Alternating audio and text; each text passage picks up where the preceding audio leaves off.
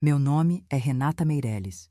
Tenho 43 anos. Trabalho como enfermeira-chefe no Hospital Municipal de Campinas e há 3 meses eu estava sentada numa sala com paredes de vidro, num escritório no 12º andar da Avenida Moraes Salles, assistindo o meu advogado colocar um pendrive sobre a mesa e dizer, com aquela voz calma que só os bons advogados têm: Doutor Henrique, aconselho o senhor a não tentar negar.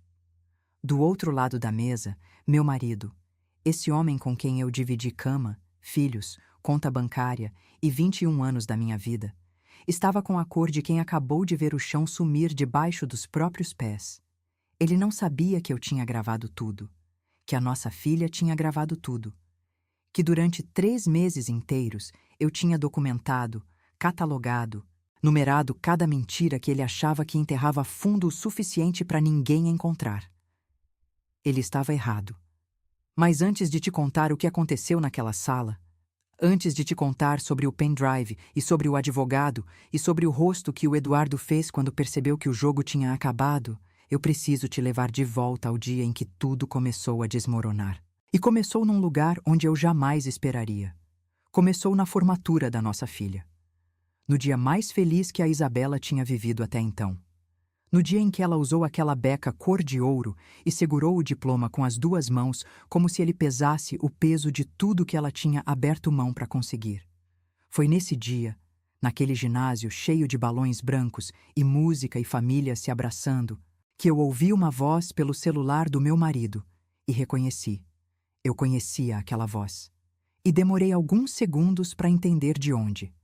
Se você gosta de histórias sobre mulheres que descobriram a verdade e decidiram não engolir, tira 1 segundo para curtir esse vídeo e se inscrever no canal. Só se essa história realmente te tocar, tá? E me conta nos comentários. De onde você está ouvindo agora e que horas são aí? Quero saber quem está do outro lado comigo, porque contar essa história não é fácil. E saber que alguém está do outro lado ouvindo muda tudo. Para entender como eu cheguei naquele momento, naquela sala com paredes de vidro, com o Eduardo olhando para o pendrive como se ele fosse uma sentença de morte, eu preciso te contar como era a nossa vida antes. E como eu aprendi, da pior forma possível, que às vezes a maior mentira que alguém pode te contar é a de que tudo está bem. Eduardo Meirelles tem 46 anos, é engenheiro civil, trabalha numa construtora de médio porte aqui em Campinas, que ele ajudou a fundar com 2 sócios. Homem bonito, desses que ficam mais interessantes com o tempo, cabelo grisalho nas têmporas, aquela postura de quem nunca precisou pedir desculpa por ocupar espaço. A gente se conheceu numa festa de Réveillon em 2002, casou em 2004, e nos 21 anos que se seguiram, eu construí uma vida do lado dele que, pelo menos por fora, parecia sólida como as obras que ele coordenava. A nossa casa fica no bairro Cambuí, um sobrado de 3 quartos com jardim na frente e uma figueira nos fundos que o Eduardo plantou quando a Isabela nasceu. Eu trabalhava em turnos, ele viajava quando tinha obra no interior, a vida tinha aquela cadência de casal que já encontrou o ritmo das próprias engrenagens. Não era o tipo de casamento que aparece nas revistas. Era um casamento de verdade, com semanas em que a gente mal se via, com brigas sobre conta de água e horário de jantar. Mas eu achava que era sólido. A Isabela é nossa filha única. 23 anos, estudiosa, teimosa, com aquele jeito de olhar que me lembra tanto a minha mãe, que às vezes eu preciso desviar o olhar porque aperta no peito. Ela estava terminando a faculdade de Direito pela PUC de Campinas, e a formatura estava marcada para o dia 8 de novembro, uma sexta-feira. Eu tinha pedido folga com 2 meses de antecedência. A minha mãe, Dona Lourdes, tinha vindo de Ribeirão Preto só para ver. Os sinais, e olha, agora eu sei que eles estavam lá, começaram uns 8 meses antes da formatura. Eduardo trocou a senha do celular num domingo de manhã, enquanto eu fazia café. Ele fez isso de um jeito tão natural, tão casual, que eu nem perguntei. Pensei que era coisa do trabalho. A construtora tinha tido problema com vazamento de orçamento naquele período. Ele tinha me contado numa conversa de jantar e eu joguei a senha nova nessa caixinha mental, onde a gente guarda as coisas que não quer examinar de perto. Ele passou a sair mais cedo às terças e quintas, dizendo que tinha reuniões no canteiro de obras em Hortolândia. Eu não perguntei quantas vezes ele ia lá. Devia perguntar, mas eu não perguntei. Teve uma noite, em julho, que ele chegou em casa com um cheiro diferente. Não era o cheiro do canteiro de obras, aquela mistura de cimento e suor e sol. Era um cheiro adocicado, floral, vagamente enjoativo, que ficou preso no colar da camiseta dele quando ele dobrou e jogou na cesta de roupa suja. Eu peguei a camiseta naquela noite para colocar na máquina e o cheiro estava lá. Segurei o tecido por alguns segundos e pensei: é da reunião. Alguma cliente, alguma arquiteta. O ar-condicionado do escritório absorve os perfumes das pessoas. Dobrei a camiseta e coloquei na máquina. Lavei junto com a roupa de cama. Lavei aquele cheiro como se ele fosse poeira. Naquela hora eu ainda não sabia, mas aquele perfume voltaria. E da segunda vez eu não ia conseguir ignorar. Minha melhor amiga se chama Cássia Teixeira. 41 anos, fonoaudióloga, divorciada há 4 anos de um homem que, segundo ela, era charmoso demais para ser fiel. Cássia tem esse jeito direto de falar que às vezes me irrita e que eu sempre acabo agradecendo mais tarde. A gente se conheceu num grupo de mães da escola da Isabela quando as meninas tinham 10 anos, e de lá para cá ela é daquelas pessoas que aparecem sem precisar de convite e que dizem o que você precisa ouvir, mesmo quando você não pediu. Foi a Cássia que, num almoço de sábado em setembro, cruzou os talheres e disse: Renata, você tá com o olhar de quem tá se convencendo de alguma coisa. Eu dei uma risada, bebi um gole do meu suco e disse que ela assistia série demais. Ela ficou me olhando por um tempo e não insistiu. Mas a frase ficou. Ficou presa ali, numa parte da minha cabeça que eu preferia não acessar. Também foi num daquele período que eu ouvi pela primeira vez o nome.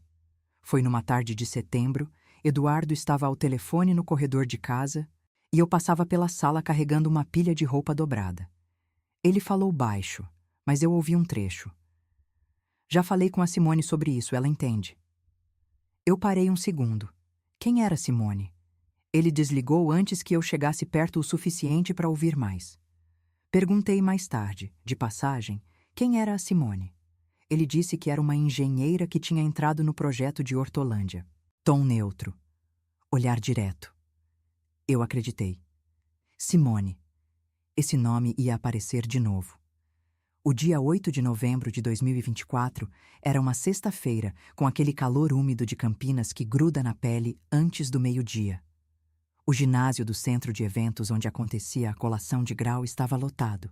Famílias, câmeras, crianças no colo, flores amarradas com fita dourada. Eu estava com o vestido azul que a Isabela tinha escolhido comigo 2 semanas antes. Cabelo preso, batom na cor que ela disse que me deixava mais elegante. A minha mãe estava do meu lado com aquele sorriso de avó que não cabe no rosto. Eduardo chegou de terno cinza, gravata bordô, cabelo penteado, e eu lembro de pensar que ele estava bonito. Eu ainda pensava isso. Eu ainda olhava para ele e sentia aquela familiaridade quente de 2 décadas de vida compartilhada. A cerimônia começou às 19 horas. Quando chamaram o nome da Isabela, Dona Lourdes agarrou o meu braço. Eu estava com a câmera do celular na mão, tremendo levemente, e registrei o momento em que minha filha atravessou o palco, apertou a mão do reitor e ergueu o diploma. Ela nos encontrou com o olhar na plateia. Me encontrou? Encontrou a avó. E sorriu com aquele sorriso que eu conheço desde que ela tinha 4 anos e aprendeu a andar de bicicleta. Um sorriso de quem chegou. Foi nesse momento que percebi que Eduardo não estava mais ao meu lado. Olhei para o meu lado direito. Cadeira vazia. Olhei para trás. Não estava. Imaginei que tinha ido ao banheiro, mas alguma coisa, não sei o quê, alguma frequência que só o corpo capta antes da mente, me fez me levantar e ir procurar. Passei pela fileira de cadeiras murmurando com licença, saí pelo corredor lateral e o encontrei num canto perto da porta de emergência, de costas para mim, falando no celular com aquela postura de quem quer não ser visto. A voz estava baixa, mas o ginásio tinha aquela acústica de caixão de madeira, e eu ouvi com a clareza de quem ouve o próprio nome numa sala cheia. Eu te amo, amor. Queria tanto estar aí com você agora. Meu corpo parou. Não foi decisão. Foi o corpo que parou por conta própria, como se alguém tivesse cortado o fio que conectava a ordem à ação. Fiquei parada a uns 4 metros dele, no corredor, entre 2 pilares, e ouvi. Ouvi a voz do outro lado da linha, que ele tinha no viva-voz sem perceber. Uma voz de mulher. Baixa, rouca no canto das consoantes, e então caiu. Eu conhecia essa voz. Eu tinha ouvido essa voz antes. Demorei 3, 4 segundos no escuro tentando encaixar de onde, e então a resposta chegou como um soco no estômago. Era a voz que eu tinha ouvido vagamente uma vez quando peguei o celular dele para conferir a previsão do tempo e ele tinha esquecido um áudio aberto no WhatsApp. Eu não tinha prestado atenção naquele dia. Eu tinha fechado o aplicativo e devolvido o celular. O que eu não sabia era que aquela voz tinha nome. A Isabela apareceu do meu lado sem que eu percebesse. Ela tinha me procurado na plateia, não me encontrado, e tinha vindo atrás. Ela viu o pai. Ela viu a postura. Ela ouviu o suficiente. E sem dizer uma palavra, ela pegou o próprio celular, apontou para ele e começou a gravar. 4 minutos e 32 segundos de gravação. O rosto do Eduardo de costas, a voz baixa, as palavras que não deixavam espaço para interpretação. Semana que vem eu abro um jeito, prometo. Você é a pessoa mais importante da minha vida agora. Quando ela desligou a gravação, olhou para mim e disse com aquela voz firme de advogada recém-formada que ela tinha acabado de se tornar oficialmente. Mãe, agora você tem prova. Eu não chorei, não ali, não naquele corredor. Voltei para a plateia, sentei ao lado da minha mãe. Aplaudi o final da cerimônia, tirei foto com a Isabela no palco. Fui ao jantar italiano. Comi a entrada. Sorri quando alguém brindou. Eduardo ficou ao meu lado a noite inteira sem saber que o chão já tinha sumido. Mas o chão tinha sumido. Quando chegamos em casa naquela noite, a Isabela foi direto para o quarto e eu fui direto para o banheiro. Sentei na borda da banheira com a roupa ainda em cima e fiquei olhando para a parede de azulejo branco por um tempo que não soube medir. O estômago estava embrulhado com aquele enjoo de quando o corpo sabe antes da mente terminar de processar. Não consegui comer nada no jantar de verdade, mas ninguém percebeu porque eu movi o garfo com competência suficiente. Eduardo dormiu naquela noite com aquela tranquilidade de quem não carrega nada. Eu fiquei deitada de costas, olhando para o teto, ouvindo a respiração dele, e pensei: esse homem acabou de dizer para outra mulher que ela era a pessoa mais importante da vida dele, e está aqui, dormindo, ao meu lado, roncando levemente, como sempre. O nojo que eu senti não tinha nome. Não era uma emoção. Era uma sensação física, como se a pele do braço que estava quase encostando no dele estivesse queimando de dentro para fora. Me afastei mais para o meu lado da cama. Fiquei acordada até as 4 da manhã. E foi durante essas horas de escuridão e teto branco que tomei a primeira decisão da nova fase da minha vida. Eu não ia confrontar. Ainda não. Eu ia documentar. Eu ia montar um caso tão sólido que nenhum advogado no mundo ia conseguir desmontar. A dor veio em ondas naquelas primeiras horas. Não foi linear. Teve um momento em que fiquei pensando no Réveillon de 2002, naquela festa onde a gente se conheceu. E foi como se alguém estivesse passando uma faca lenta por dentro de uma memória que até ontem era boa. Teve outro momento em que lembrei de uma viagem que a gente fez para Portugal em 2019, aquele hotel em Lisboa com a janela que dava para o Tejo, e me perguntei: será que mesmo naquele momento ele estava mentindo? É isso que a traição faz de mais cruel. Ela não estraga só o presente. Ela volta no tempo e contamina tudo que veio antes. Lavei a roupa dele durante todos esses anos. Passei perfume nele antes de sair. E ele saía da minha casa para encontrar outra mulher. Mas o que ele não sabia é que eu já tinha começado a montar o meu dossiê. E o que eu ia encontrar era muito pior do que uma ligação de 4 minutos. No sábado de manhã, enquanto Eduardo saía para uma obra que, segundo ele, precisava de vistoria urgente, eu liguei para Cássia.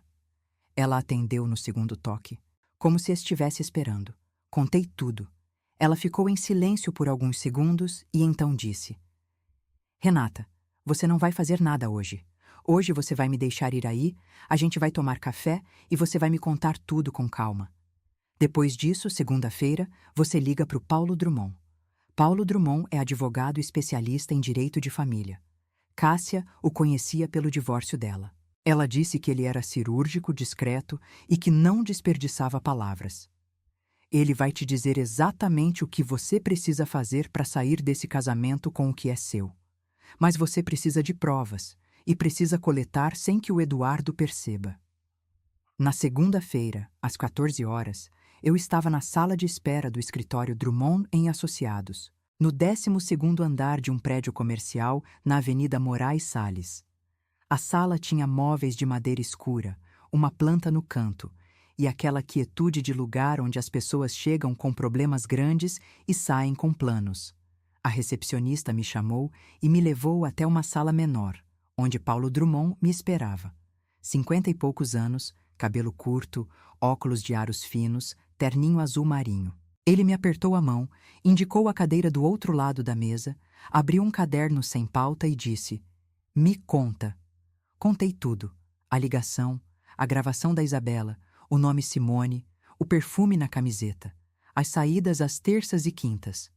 Paulo Drummond anotou, fez perguntas pontuais e no final cruzou os braços e disse: Vamos trabalhar, mas eu preciso de mais. Essa gravação já é um ponto de partida importante. O que eu preciso agora é documentar padrão de comportamento, frequência das saídas, gastos atípicos, se possível confirmação de identidade da terceira pessoa. Você tem acesso à conta conjunta? Tinha.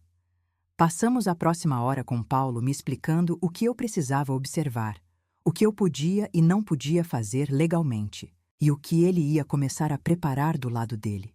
Saí daquele escritório com um caderno de anotações novo, uma lista de orientações e aquela sensação estranha de ter atravessado uma linha. Não uma linha de ruptura, uma linha de início. Eu tinha parado de ser a mulher que sofre e tinha começado a ser a mulher que age. A rotina dupla que se instalou naquelas semanas é o tipo de coisa que só quem viveu entende. Durante o dia, eu era a Renata de sempre. Trabalhava os turnos no hospital, fazia compras, conversava com Eduardo sobre o tempo e sobre as obras, e sobre o que tinha para jantar. À noite, eu tirava o celular debaixo do travesseiro e catalogava. Guardei prints de toda a movimentação da conta conjunta nos últimos 6 meses, exportei os extratos do aplicativo do banco e comecei a marcar os saques e as transferências que não tinham origem clara. O que eu encontrei no primeiro extrato me deixou parada, em frente à tela do computador por quase 10 minutos. Nos últimos 12 meses, Eduardo tinha feito transferências regulares para uma conta cujo nome aparecia como ESF Serviços. Todo mês, entre R$ 2.000 e R$ 2.500. 12 meses, R$ 26.000. Eu nunca tinha visto esse lançamento antes, porque ele pagava as contas principais e eu raramente checava o extrato completo. Confiava. Eu confiava. Levei essa informação para o Paulo. Ele levantou uma sobrancelha, anotou e disse que ia solicitar uma investigação de titularidade. 3 dias depois, ele me ligou. A conta ESF Serviços era de pessoa física. O CPF estava registrado em nome de Simone Ferreira de Oliveira. Simone. O nome que eu tinha ouvido no corredor de casa em setembro. Senti o estômago afundar mais 2 andares. Não era só uma amante. Era uma amante que recebia dinheiro da nossa conta todo mês há 1 ano. Dinheiro da conta conjunta. Dinheiro que eu também tinha colocado ali, com 20 anos de trabalho em planta hospitalar, com hora extra, com plantão de feriado, com aqueles turnos de 12 horas que eu chegava em casa com os pés ardendo e o Eduardo já dormia. Mas ainda não era o pior. Pedi a Isabela, e ela concordou sem hesitar, com aquela determinação que me orgulha e parte o coração ao mesmo tempo, que me ajudasse a entender melhor as tecnologias de rastreamento que eu podia usar legalmente. Ela consultou um colega de faculdade que trabalhava com direito digital. Não instalei nada no celular do Eduardo. Paulo tinha sido claro. Isso seria ilegal. Mas o aplicativo do carro, Aquele GPS que a gente usa para monitorar os veículos pelo seguro estava instalado no nosso nome, no carro que era nosso, e eu tinha acesso ao histórico de localização. Fui 2 meses atrás no histórico. O carro ia para Hortolândia, sim, mas também ia, toda terça à noite, para um endereço de um condomínio residencial no bairro Jardim Flamboyant, em Campinas, e ficava lá entre 2 e 3 horas, toda semana, pontual como um compromisso de agenda. Passei aquela tarde num estado de frieza que eu não reconhecia em mim mesma. Não chorei. Fiz café, lavei uma louça que já estava limpa, e depois abri o computador e comecei a pesquisar o endereço do condomínio. Encontrei o nome de uma construtora que tinha desenvolvido o empreendimento.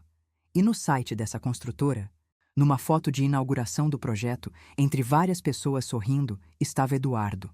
E ao lado dele, com a mão no braço dele, uma mulher de cabelo curto castanho, sorrindo para a câmera com aquele sorriso de quem está completamente à vontade.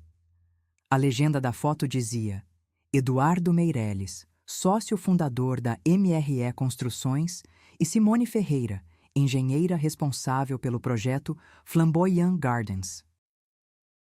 Ela não era uma amante que ele tinha encontrado por acaso. Ela trabalhava com ele. O apartamento no Flamboyant Gardens, o apartamento para onde o carro do meu marido ia toda terça-feira, era um apartamento que a construtora dele tinha construído, que provavelmente ele tinha ajudado a custear. Com dinheiro da nossa conta, fui para o banheiro, tranquei a porta, abri a torneira no máximo e vomitei. A decisão chegou depois, quando eu estava sentada no chão do banheiro com a água fria ainda correndo, costas na parede de azulejo. Não foi uma decisão emocional. Foi uma conclusão lógica que chegou com a clareza de quem já processou o suficiente para ver a verdade sem névoa. Não havia casamento para salvar. Havia patrimônio para proteger. Havia dignidade para recuperar. Havia uma filha que tinha me dado a prova mais importante naquele corredor de ginásio porque ela me amava mais do que amava a imagem de pai perfeito que o Eduardo tinha construído. Liguei para o Paulo na manhã seguinte. Ele disse: Renata, você reuniu mais em 3 semanas do que a maioria dos clientes reúne em 3 meses. Agora eu te digo uma coisa. Você está pronta. Naquela hora, eu não sabia o que pronta ia parecer na prática. Ia aprender em breve. O Paulo me explicou o plano com a precisão de um cirurgião antes de uma operação delicada. A reunião ia acontecer no escritório dele. Eu ia convocar o Eduardo dizendo que era uma questão de planejamento financeiro, que o banco precisava da assinatura dos dois para renovar um produto de investimento. Mentira. Mas mentira que ele ia acreditar porque, do ponto de vista dele, eu ainda não sabia de nada. Eu tinha mantido a normalidade com maestria nesses quase 3 meses. Jantares, conversas sobre obras, até uma visita a um amigo em comum num sábado que passou como qualquer outro sábado. O Eduardo entrou no escritório com aquele sorriso de quem não espera nada. Terno, pasta, o mesmo perfume de sempre, ou quase o mesmo. Agora eu sabia distinguir quando vinha um segundo cheiro embaixo do dele. Cumprimentou o Paulo com um aperto de mão firme. Se sentou. Cruzou os braços. Perguntou: É sobre a renovação do fundo? Paulo disse: Não, doutor Eduardo, é sobre outra coisa. E colocou o pendrive sobre a mesa. O que aconteceu no rosto do Eduardo naquele segundo não foi raiva. Não foi negação. Foi reconhecimento. Ele sabia o que estava dentro daquele pendrive antes de saber o que estava dentro daquele pendrive. O corpo entrega a culpa antes que a mente decida mentir. Paulo abriu o computador. Colocou o áudio da gravação da Isabela. 4 minutos e 32 segundos. A voz do Eduardo. A voz de Simone. Eu te amo, amor. Queria tanto estar aí com você agora. Semana que vem eu abro um jeito. Prometo. Você é a pessoa mais importante da minha vida agora. Eduardo ficou olhando para a tela do computador de Paulo como se estivesse assistindo algo numa língua estrangeira. Depois, olhou para mim. Pela primeira vez em 3 meses, eu o deixei me ver de verdade. Não a Renata que sorria e passava café e fingia que o chão estava inteiro. A Renata que tinha passado 3 meses montando um caso jurídico enquanto dormia a 50 centímetros do homem que estava destruindo a sua vida. Renata, ele começou. Não, Eu disse essa palavra com uma calma que surpreendeu até a mim. Hoje você não fala. Hoje você escuta. Paulo continuou. Os extratos. As transferências para a conta de Simone Ferreira. R$ 26 mil ao longo de 12 meses. O histórico de localização do carro. O endereço do Flamboyant Gardens. A foto da inauguração do projeto. E então, o mais pesado. Paulo revelou que, nas semanas anteriores, tinha contratado um investigador particular licenciado, completamente legal, que tinha fotografado o Eduardo e Simone entrando e saindo do apartamento em 5 ocasiões diferentes, com data e hora registradas. Eduardo ficou branco. Eu não. Ele tentou. O senhor pode guardar as explicações para quando tiver um advogado do seu lado, Paulo disse. Por hoje, eu só preciso que o senhor entenda o que está sobre essa mesa e as condições que a minha cliente propõe para o processo de divórcio. O Eduardo olhou para mim. Eu não desviei. Ele esperava lágrimas, talvez. Esperava a voz embargada. Esperava a Renata que ele tinha acostumado, a que cede, a que entende, a que coloca o casamento acima de tudo. Encontrou uma mulher diferente. Encontrou a mulher que eu tinha me tornado naqueles 3 meses de silêncio cirúrgico. Ele disse, e essas foram as palavras mais reveladoras que ele poderia ter escolhido. Você não precisava fazer isso assim. Você podia ter me perguntado. Pensei em tudo que eu tinha lavado, passado, preparado, construído, segurado ao longo de 21 anos, e disse. Perguntei em julho, quando cheguei com a camiseta cheirando a um perfume que não era meu. E você disse que era do escritório. Ele não respondeu. Eu preferi provas, eu completei. As semanas que se seguiram foram as mais difíceis da minha vida adulta, e eu digo isso tendo trabalhado em UTI durante a pandemia.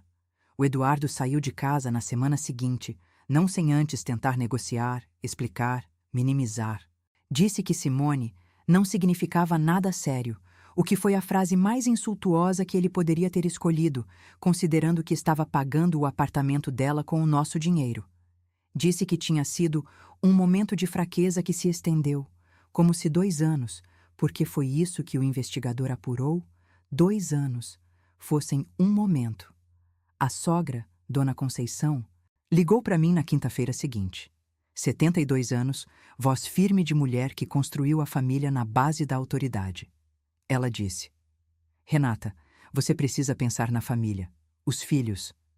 Eu a interrompi com gentileza, mas sem espaço. Dona Conceição, a Isabela tem 23 anos. Ela gravou o próprio pai traindo a mãe, e foi ela que me disse para ir em frente. A família que a senhora quer que eu proteja já foi destruída pelo filho da senhora. Não por mim. Silêncio. E então ela desligou. A Isabela ficou comigo. Não precisei pedir. Ela simplesmente ficou.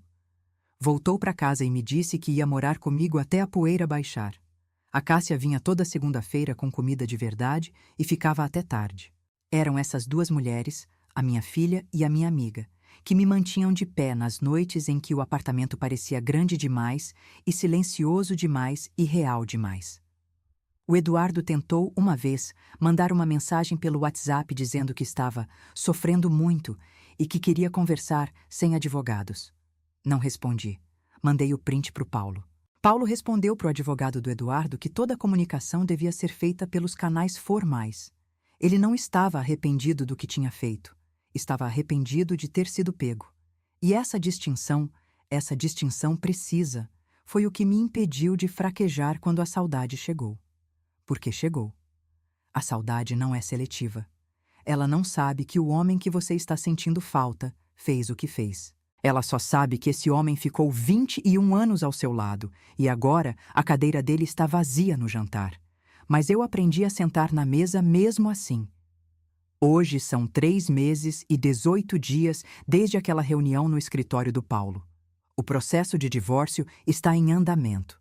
Por causa da comprovação de desvio de patrimônio conjugal, os R$ 26 mil transferidos para a conta de Simone, mais o valor identificado como contribuição do Eduardo ao apartamento dela, totalizando algo em torno de R$ 94 mil nos 2 anos de traição, O juiz determinou medida cautelar sobre os bens.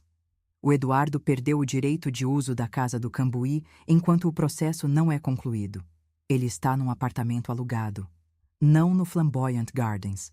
Esse apartamento, segundo o investigador, foi desocupado pela Simone logo depois que o caso veio à tona. Seja lá o que estava construindo com o meu marido, ela parece ter decidido que não estava com humor para ficar do lado de quem perde. Eu ainda moro na casa do Cambuí. Com a figueira nos fundos que o Eduardo plantou quando a Isabela nasceu. Pensei em arrancar essa figueira. Mas então, olhei para ela uma tarde, no fim do outubro passado, e percebi que a árvore não fez nada de errado. A árvore cresceu do jeito que árvores crescem. Às vezes a gente precisa aprender a separar o símbolo da coisa em si. Não estou inteira. Não vou fingir que estou. Há dias em que a raiva some e o que fica no lugar dela é um vácuo cinzento que é difícil de nomear. Há dias em que eu acordo às 3 da manhã e fico olhando para o teto igual àquela primeira noite. Só que agora o lado da cama está vazio de verdade, e de algum jeito isso é simultaneamente mais difícil e mais honesto.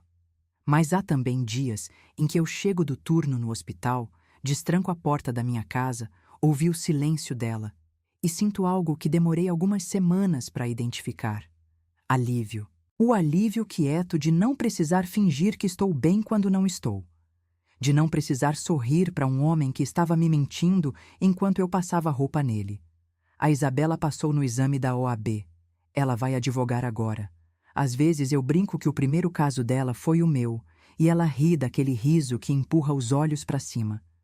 Ela não entende ainda que foi ela que me salvou naquele corredor. Não a gravação. Ela. A decisão dela de pegar o celular e me olhar nos olhos e dizer: "Mãe, agora você tem prova." Essa frase carregou coisa demais para caber em 4 palavras. Se você está ouvindo essa história e algo nela ressoa, eu quero te dizer uma coisa que aprendi da forma mais cara possível. Perdoar é uma decisão que você toma por você, não pelo outro, não pelo casamento, não pelos filhos, pela sogra, pela família, pelo que vão falar, por você. Mas reconciliar é uma escolha completamente diferente. Reconciliar exige que você decida que a pessoa do outro lado é digna de recomeçar. E essa é uma decisão que ninguém além de você pode tomar. Ninguém tem o direito de te dizer como você deve responder a uma traição. Ninguém viveu o que você viveu. Ninguém sabe o que está dentro da ferida. Eu escolhi não reconciliar. E todo dia, inclusive nos dias difíceis, eu sei que fiz a escolha certa para mim. Se você chegou até aqui, até o final dessa história, eu quero te fazer uma pergunta antes de ir embora. Qual foi o momento que mais te atingiu? Foi a noite que eu fiquei acordada ao lado dele sabendo da verdade. Foi a gravação da Isabela no corredor da formatura? Foi aquela reunião com o pendrive em cima da mesa? Conta pra mim nos comentários. Eu leio todos. Não é figura de linguagem, eu realmente leio, porque cada pessoa que chega aqui e deixa um comentário me lembra que vale a pena contar. Se você quer mais histórias como essa, se inscreve no canal e ativa o sininho. E vai na descrição do vídeo. Tem uma história lá que acho que você vai querer ouvir. Obrigada por ficar comigo até o fim. De verdade. Meu nome é Renata Meirelles. E essa foi a última vez que eu deixei alguém escrever a minha história por mim.